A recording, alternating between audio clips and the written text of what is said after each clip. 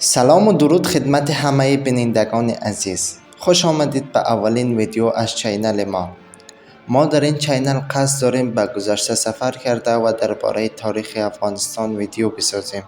امروز در این ویدیو می خواهیم به زندگی و دستاوردهای دکتر نجیب الله رئیس جمهور پیشین افغانستان بپردازیم. به عزت و پد د وطن په دفاع کې سر کېږدي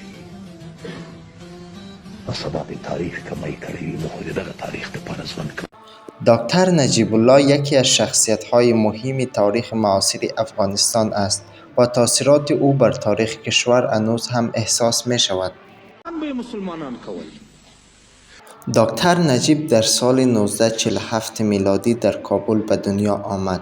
او تحصیلات خود را در رشته طبی در دانشگاه کابل گذراند و پس از فارغ التحصیلی به سرعت در عرصه سیاست وارد شد. او به عنوان یک عضو فعال حزب خلق در زمان حکومت دکتر داود به مقام‌های بالاتر دست یافت.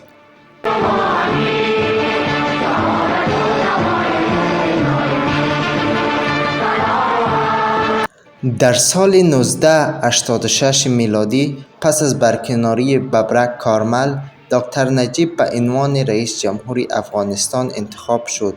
او با چالش‌های زیادی مواجه بود. از یک طرف جنگ‌های داخلی، نفوذ شوروی و کمبود منابع از جمله این چالش‌ها بود، اما او تلاش کرد با سیاست‌های اصلاحی و دیپلماسی کشور را از بحران نجات دهد.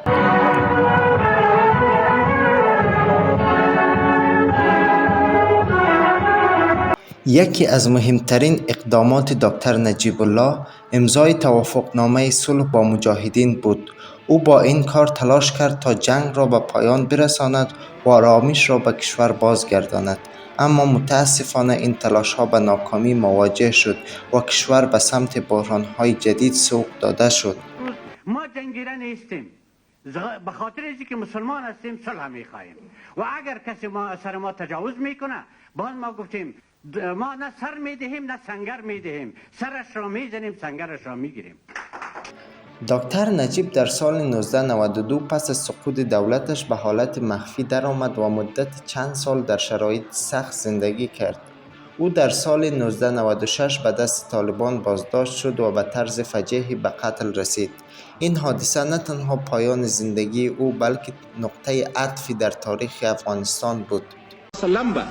په خپل په جهاد کې شرکت کولو، په جنگ احد کې د غاښ شهید شو، نو کافران به مسلمانان. دکتر نجیب الله همواره به عنوان یک سیاستمدار باهوش و یک انسان دلسوز شناخته می شود. او در تلاش برای بهبود وضعیت کشور و مردمش بود و حالا یادش در دلهای بسیاری از مردم باقی مانده است. در نهایت زندگی و دستاوردهای دکتر نجیب یادآوری این است که تاریخ افغانستان پر از چالش‌ها و موفقیت هاست. امیدوارم از این ویدیو بهره‌مند شده باشید و تاریخ کشورمان را بهتر بشناسید. اگر از این ویدیو خوشتان آمد لطفاً آن را لایک کنید و کانال ما را سابسکرایب کنید تا از ویدیوهای آینده مطلع شوید.